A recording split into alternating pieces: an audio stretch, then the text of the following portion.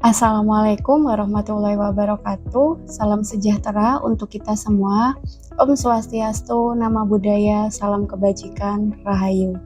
Perkenalkan, nama saya Sinta Hiflina Yuniari. Saya merupakan salah satu staf dosen di Universitas 17 Agustus 1945 Banyuwangi, Fakultas Pertanian dan Perikanan, Program Studi Ilmu Perikanan. Video ini merupakan salah satu penilaian diri dosen dalam unjuk kerja Tridharma Perguruan Tinggi atau yang disingkat dengan PDD UKT-PT bidang pengajaran. Saya akan memaparkan bagaimana proses pembelajaran yang sudah saya lakukan, salah satunya yaitu yang pernah saya ampu di semester gasal bernama mata kuliah Ekologi Perairan. Mata kuliah Ekologi Perairan ini merupakan mata kuliah wajib prodi yang mana ditempuh mahasiswa prodi Ilmu Perikanan semester 3 dengan bobot 2 SKS. Mata kuliah ini mempelajari tentang konsep-konsep dasar ekosistem perairan, tipe-tipe ekosistem perairan beserta komponen biotik dan abiotiknya, proses interaksi yang terlibat dalam ekosistem perairan, pemanfaatan organisme dalam manajemen lingkungan perairan, dan pemanfaatan habitat perairan di bidang perikanan. Adapun capaian pembelajaran dalam mata kuliah Ekologi Perairan ini terdiri dari 4 aspek, yaitu sikap, keterampilan umum, keterampilan khusus, dan pengetahuan. Untuk sikap terdiri dari yang pertama, bekerja sama dan memiliki kepekaan sosial serta kepedulian terhadap masyarakat dan lingkungan. Yang kedua, menginternalisasi nilai, norma, dan etika akademik. Dan yang ketiga, menunjukkan sikap bertanggung jawab atas pekerjaan di bidang keahliannya serta mandiri. Keterampilan umum terdiri dari mampu mengambil keputusan secara tepat dalam konteks penyelesaian masalah di bidang keahliannya berdasarkan hasil analisis informasi dan data. Yang kedua, mampu melakukan proses evaluasi diri terhadap kelompok kerja yang berada di bawah tanggung jawabnya dan mampu mengelola pembelajaran secara mandiri. Yang ketiga, mampu mendokumentasikan, menyimpan, mengamankan, dan menemukan kembali data untuk menjamin kesahihan dan mencegah plagiasi. Untuk keterampilan khususnya, mampu melakukan metode eksplorasi meliputi kajian sumber daya, pengkajian stok, pemetaan, dan penerapan sistem informasi geografis untuk pengelolaan sumber daya perikanan dan kelautan. Selanjutnya, untuk pengetahuan, menguasai konsep teoritis tentang eksplorasi yang meliputi kajian sumber daya, pengkajian stok, pemetaan, dan penerapan sistem informasi geografis untuk pengelolaan sumber daya perikanan dan kelautan. Adapun capaian pembelajaran mata kuliah atau CPMK Ekologi Perairan adalah mahasiswa mampu memahami dan menjelaskan konsep-konsep dasar dan tipe-tipe ekosistem perairan, mengkaji komponen biotik dan abiotiknya dalam proses interaksi yang terlibat dalam ekosistem perairan, serta pemanfaatan organisme dalam manajemen lingkungan perairan dan menyajikan secara mandiri, logis, dan bertanggung jawab. Capaian pembelajaran ini sudah selaras dengan profil lulusan program studi ilmu perikanan, yaitu sebagai manajer, pelaku di bidang perikanan, wirausahawan perikanan, dan juga komunikator. Tentu saja, lulusan harus menguasai kompetensi ekologi perairan karena ekologi perairan ini perannya sangat vital sekali dalam dunia perikanan. Yang mana mata kuliah ini terdiri dari 16 kali pertemuan termasuk UTS dan UAS untuk memenuhi sub CPMK dari mata kuliah Ekologi Perairan ini. Berikut ini adalah materi yang disampaikan pada setiap pertemuan yang terdiri dari 7 pertemuan sebelum UTS dan 7 pertemuan setelah UTS. Dalam mata kuliah Ekologi Perairan nanti kita akan menggunakan referensi buku terbitan dari dalam negeri maupun luar negeri, jurnal, ataupun sumber dari internet yang sudah saya cek kredibilitasnya. Berikut adalah beberapa buku yang dijadikan sebagai referensi mata kuliah Ekologi Perairan. Selanjutnya, berikut adalah bobot penilaian porsi nilai akhir pada mata kuliah Ekologi Perairan. UTS memiliki bobot 20%, UAS memiliki bobot 20%, tugas individu yaitu mahasiswa membuat resum mata kuliah dan kuis dengan bobot 10%, tugas kelompok yaitu membaca 5 jurnal nasional ataupun internasional, kemudian hasil bacaan dituangkan dalam bentuk makalah atau resum dan juga PPT yang nantinya akan dipresentasikan di depan kelas. Tugas ini memiliki bobot 15%. Untuk kehadiran di dalam kelas memiliki bobot 20% dan partisipasi di dalam kelas memiliki bobot 15% dengan total bobot nilai sebesar 100%. Adapun cara menghitung nilai akhir adalah jika mahasiswa mendapatkan nilai 86-100 maka akan mendapatkan nilai A. Sedangkan jika mendapatkan nilai 70-85,9 maka akan mendapatkan nilai B dan seterusnya. Selanjutnya, mari kita saksikan video pembelajaran salah satu mata kuliah ekologi perairan pada minggu keempat. Bismillahirrahmanirrahim. Assalamualaikum warahmatullahi wabarakatuh. Ya, gimana kabarnya pada pagi hari ini? Sehat? Alhamdulillah sehat ya. Sudah sarapan semuanya? Sudah. Baik. Ya, jadi sebelum kita mulai perkuliahan pada pagi hari ini, alangkah lebih baik kita memulai dengan doa gitu ya. Semoga perkuliahan kita pada pagi hari ini dapat berjalan dengan lancar dan ilmu yang kita pelajari dapat bermanfaat untuk kita semua. Berdoa menurut agama dan keyakinan masing-masing dimulai. Oke, berdoa dapat diakhiri. Ya baik teman-teman semuanya, di sini kita sudah sampai di pertemuan yang keempat gitu ya di mata kuliah ekologi perairan ini, yang mana pertemuan keempat ini adalah membahas tentang faktor pembatas dari ekosistem perairan itu sendiri gitu ya. Nah, untuk capaian pembelajaran pada mata kuliah ekologi perairan ini yaitu mahasiswa mampu memahami dan menjelaskan terkait dengan konsep-konsep dasar dan tipe dari ekosistem perairan itu sendiri.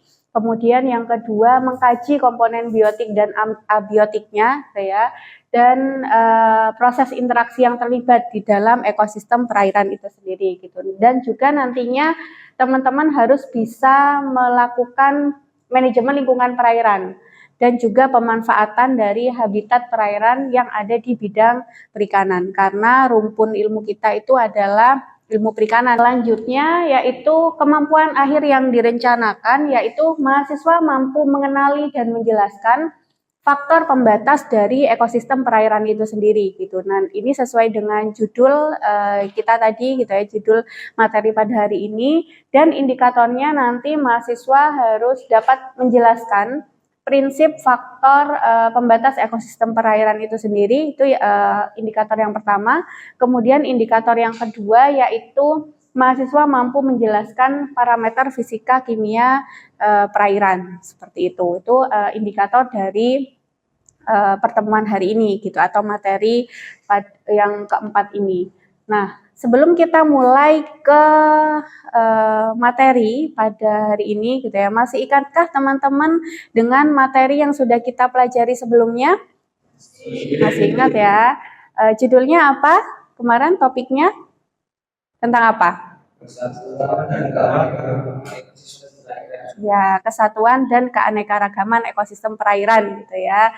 Jadi teman-teman kemarin kita sudah belajar tentang kesatuan dan keanekaragaman dari ekosistem perairan itu sendiri, dan hari ini kita lanjutkan dengan mengetahui faktor pembatasnya itu apa gitu ya. Nah, mungkin saya bisa minta perwakilan mahasiswa 1 atau 2 orang itu untuk menjelaskan materi yang sudah kita pelajari di minggu yang lalu. Siapa? Silakan. Yang bisa menjawab? Ya, baik.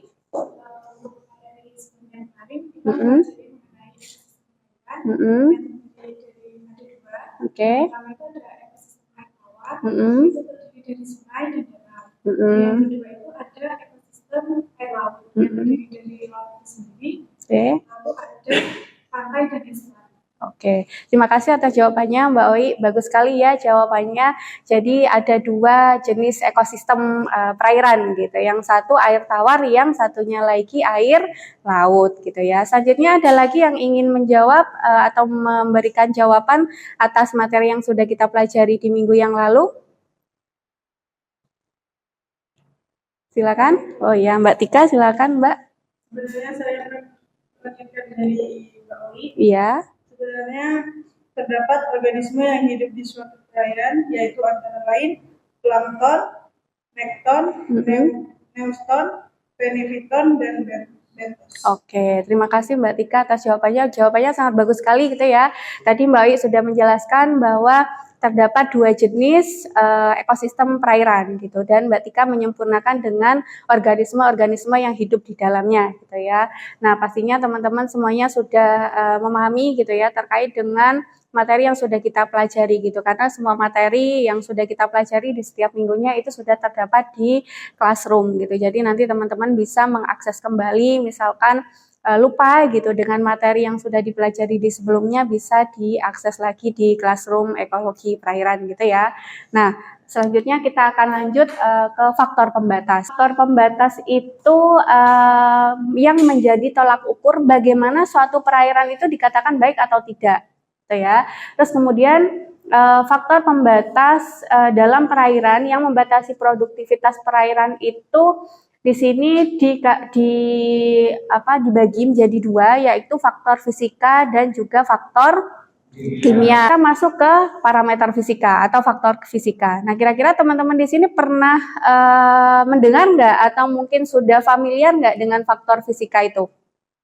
Pernah dengar gitu ya, sering ya, apalagi kita di bidang perikanan ya, pastinya sangat familiar sekali dengan faktor fisika ini. Nah, kira-kira apa sih faktor fisika itu? Ya, Mas Andika? Karakteristik atau sifat fisika terhadap perairan yang dapat dilihat dengan alat Wah, bagus sekali jawabannya ya. Jadi faktor fisika itu adalah parameter yang diamati berdasarkan fisika air. Cara mengukurnya biasanya menggunakan alat gitu, alat bantu, karena adanya faktor perubahan dari fisika air gitu. Selanjutnya, apa aja sih parameter fisika itu? Parameter fisika itu di sini ada suhu, ada cahaya, ada kecepatan arus, kecerahan, dan juga ada warna air, gitu ya. Nah, di sini ini merupakan parameter fisika yang biasanya diamati dalam bidang perikanan. Parameter fisika yang pertama tadi, suhu. Alat ukurnya apa kalau suhu? Termometer ya, biasanya kita mengukur suhu itu dengan termometer. Nah, suhu itu adalah yang menunjukkan panas dinginnya suatu lingkungan atau perairan gitu. Alat ukurnya biasanya yaitu termometer. Terus selanjutnya yaitu cahaya. Nah, cahaya ini sangat penting gitu dalam kehidupan kita atau ekosistem kita, apalagi di ekosistem perairan gitu ya. Hubungannya kalau cahaya itu ke apa kira-kira? Ke fotosintesis. Jadi memang fotosintesis itu memegang peranan penting dalam perairan gitu. Karena apa? Karena di situ adalah salah satu proses di mana untuk menghasilkan oksigen. Oksigen juga dimanfaatkan oleh organisme yang ada di perairan, dimanfaatkan oleh biota-biota gitu ya. Plankton itu meskipun dia melakukan proses fotosintesis, tapi karena plankton itu termasuk kategori makhluk hidup, dia juga membutuhkan oksigen gitu kan. Semua makhluk hidup kan pastinya membutuhkan oksigen gitu ya. Jadi oksigen itu sangat diperlukan sekali dalam proses kehidupan kita, apalagi kehidupan makhluk hidup seperti itu. Nah, di sini penetrasi cahaya ke dalam air itu dipengaruhi oleh beberapa faktor gitu. Yang pertama adalah intensitas dan sudut datangnya cahaya itu mempengaruhi penetrasi cahaya ke dalam air. Kemudian yang kedua, kondisi permukaan air, gelombang, bahan terlarut, tersuspensi itu juga mempengaruhi masuknya cahaya ke dalam air gitu. Kemudian intensitas cahaya yang masuk ke kolom air itu semakin dalam semakin berkurang. Cahaya matahari tidak seluruhnya bisa masuk ke dalam perairan gitu kan. Ketika cahaya matahari tidak seluruhnya masuk ke dalam perairan, ada lapisan-lapisan di mana dia itu yang awalnya di atasnya itu hangat, di bawahnya itu sangat drastis sekali menjadi sangat dingin gitu. Nah, biasanya di bawah lapisan termoklin ini ditandai dengan perairan yang sangat gelap sekali gitu, karena cahaya matahari tidak bisa masuk ke dalamnya seperti itu. Jadi itu merupakan salah satu faktor-faktor yang mempengaruhi penetrasi cahaya matahari masuk ke dalam suatu perairan gitu ya. Selanjutnya adalah transparansi atau kecerahan. Nah, di sini transparansi atau kecerahan tadi ini ada hubungannya dengan warna air juga gitu ya. Merupakan gambaran kedalaman air yang dapat ditembus oleh cahaya dan biasanya bisa dilihat dengan mata. Nah, di sini teman-teman tahu nggak alat ukurnya kecerahan itu apa? Apa? Untuk mengukur kecerahan apa? Nama alatnya? Cesidis gitu ya. Alatnya itu adalah cesidis. Warnanya gini, hitam sama putih gitu. Pernah lihat alat ini? Pernah. Nah, kemudian keterkaitan warna perairan dengan komposisi bahan gitu ya. Jika perairannya tadi itu menunjukkan warna tertentu, itu juga di sini diwakili oleh adanya kandungan bahan tertentu. Jika warnanya hijau atau coklat kekuningan, biasanya terdapat banyak humus di perairan itu. Gitu. Kemudian jika warnanya kehijau-hijauan, di sini banyak CaCO3-nya. Gitu. Jika warnanya coklat tua, ada bahan organik lain. Gitu, selain dari humus dan CaCO3. Gitu ya. Ketika warnanya hijau dan merah, itu menunjukkan adanya belerang dan besi hidroksida. Nah, jika warnanya kuning atau biru abu-abu atau coklat itu menunjukkan perairan yang produktif. Ini perairan yang baik gitu. Kemudian kalau biru atau hijau itu ada menunjukkan perairan yang kurang produktif. Kira-kira sampai di sini ada pertanyaan?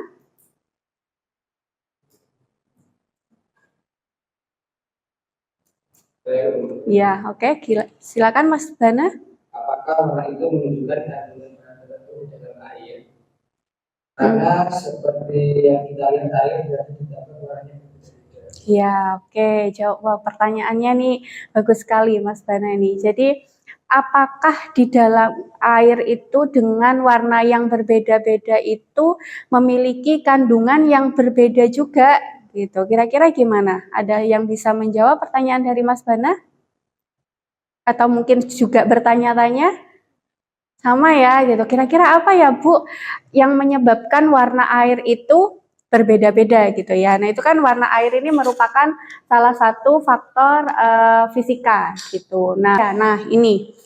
Nah, warna air yang ada di tambak atau mungkin di danau gitu ya, terus kemudian di kolam itu sebenarnya mencerminkan organisme yang hidup di dalamnya gitu.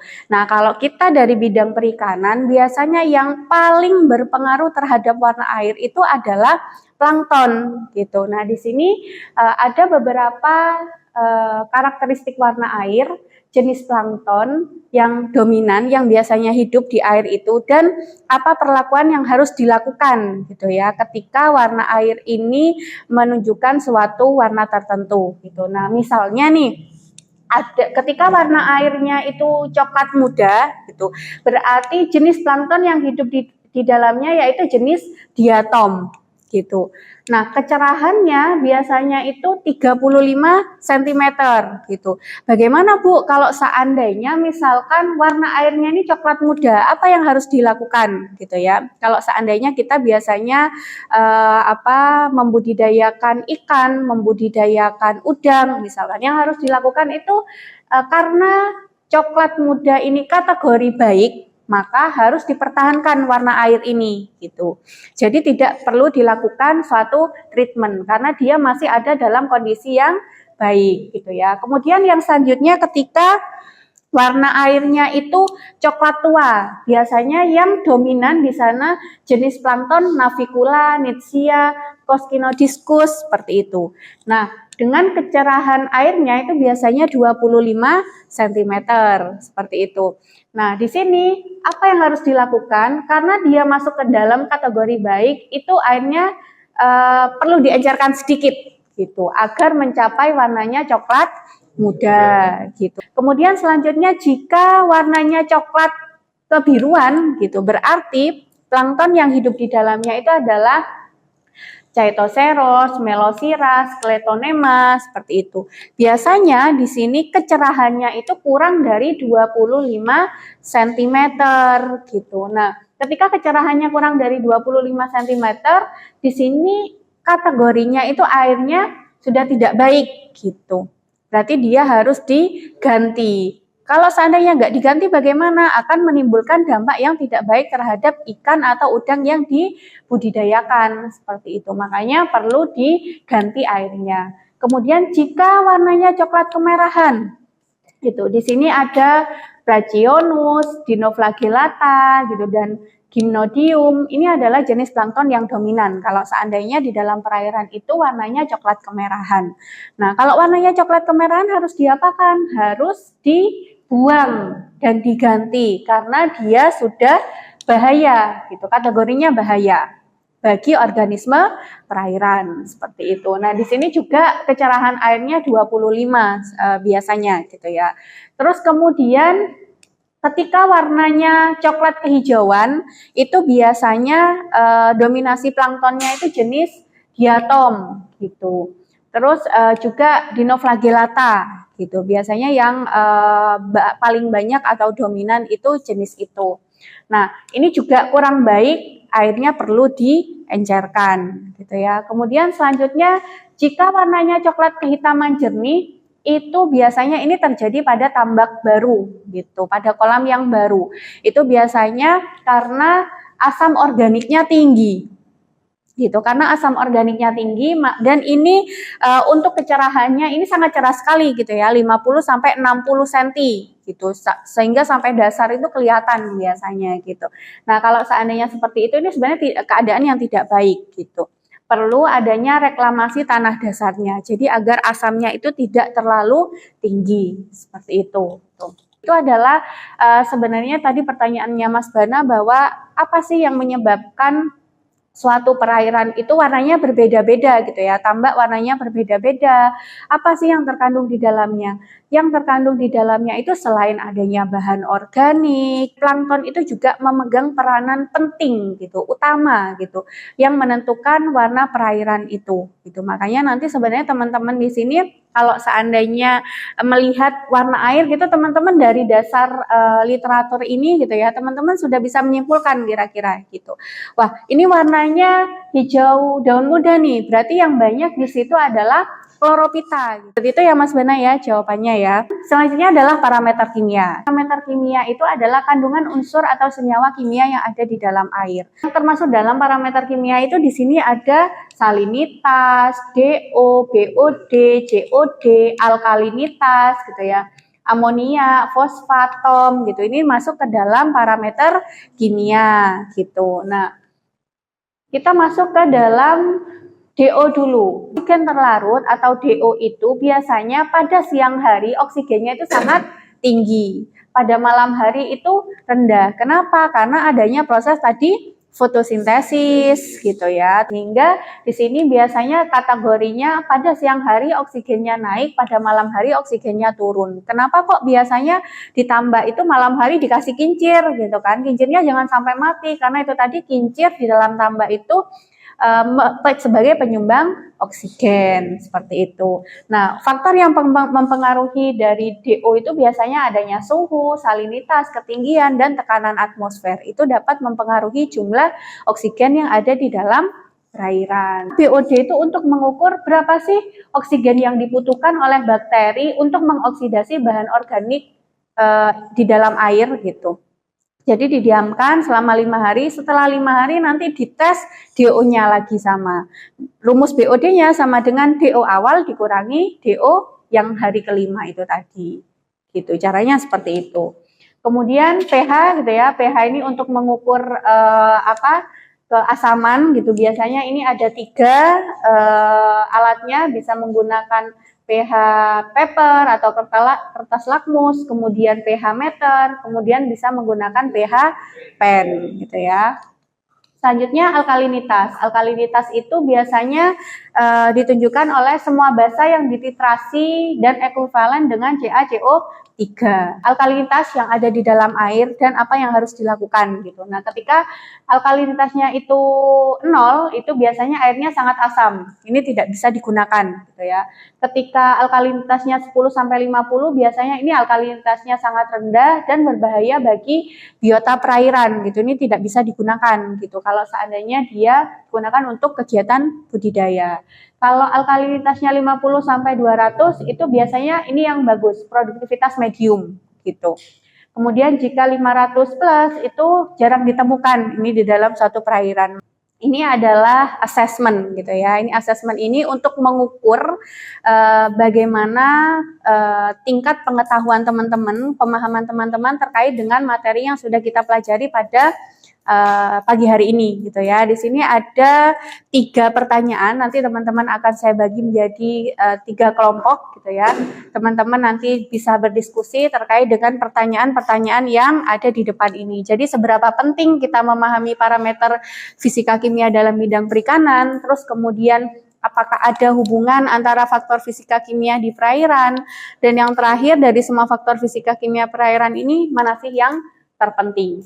Waktunya saya kasih waktu 10 menit aja gitu, itu nanti bisa teman-teman sampaikan di depan hasil dari diskusi pada masing-masing kelompoknya. Kelompok 2 dulu, oke, diwakili oleh Mas Yudi. Oke, silakan Mas Yudi. Terima kasih sudah diperkenalkan. Menurut kelompok kami, seberapa penting kita memahami parameter fisika dan dalam bidang perikanan. Sangat penting karena faktor ini mempengaruhi keseimbangan ekosistem perairan dan kesejahteraan organisme perairan, termasuk ikan yang penting bagi industri perikanan. Yang nomor 2, adapun hubungan erat antara faktor fisika dan kimia di perairan, misalnya suhu, salinitas, dan keasaman atau pH perairan mempengaruhi lautan, nutrien, dan oksigen terlarut yang penting bagi kehidupan organisme perairan. Ketiga, dari semua faktor fisika kimia perairan mungkin asaman atau pH merupakan salah satu yang terpenting karena dapat mempengaruhi proses kimia dalam tubuh organisme perairan dan keseimbangan ekosistem secara keseluruhan. Terima kasih. Terima kasih Mas Wahyudi atas jawabannya. Selanjutnya mungkin kelompok yang ketiga ya, diwakili oleh Mas Didit. Silakan Mas Didit. Dari kelompok kami Ya. hanya menambahkan nomor 1, seberapa penting kita memahami parameter fisika kimia dalam bidang perikanan. Memahami parameter fisika dan kimia sangat penting dalam bidang perikanan karena berbagai alasan berikut. Yang pertama, kualitas air. Kedua, kesehatan ikan. Ketiga, produksi dan pemeliharaan. Dan ketiga, keberlanjutan lingkungan. Hubungan antara faktor fisika dan kimia di perairan itu jawabannya tentu ada. Hubungan yang erat antara faktor fisika dan kimia perairan. Faktor-faktor fisika dan kimia saling berinteraksi dan saling mempengaruhi dalam lingkungan perairan. Oke, terima kasih atas jawabannya. Wah, jawabannya sangat lengkap dan bagus semuanya. Ayo kita beri aplaus semuanya ya. Oke. Sangat bagus sekali jawaban dari teman-teman. Di sini saya bisa ambil kesimpulan bahwa teman-teman sudah sangat memahami gitu ya terkait dengan faktor fisika kimia, bahwa faktor fisika kimia di dalam perairan itu sangat penting sekali, sangat berhubungan satu dengan yang lainnya. Assessment kali ini saya nilai bahwa teman-teman semuanya sudah sangat memahami terkait dengan materi yang sudah kita pelajari pada pagi hari ini gitu. Keberhasilan dari indikator pada pertemuan kali ini sudah tercapai seperti itu gitu ya. Selanjutnya mungkin sebelum saya akhiri karena waktunya sudah menunjukkan pukul 11 gitu ya. Silakan mungkin apakah ada pertanyaan dari teman-teman semuanya? Sudah cukup ya? Oke, sudah cukup semuanya.